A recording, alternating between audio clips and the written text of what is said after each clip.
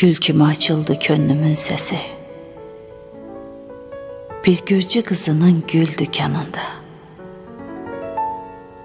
Güllerden yarandı sevgi bestesi. O gürcü kızının gül dükanında. Gözüm gözlerine değdi, dayandı. Gözlerim gözünde ot tutup yandı. Çiçekler ayıldı, güller uyandı.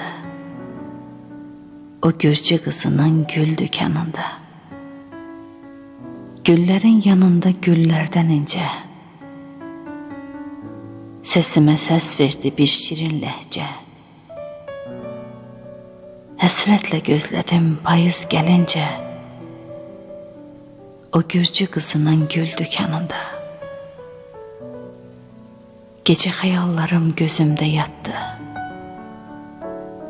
Səhər ümidlərim məni oyatdı.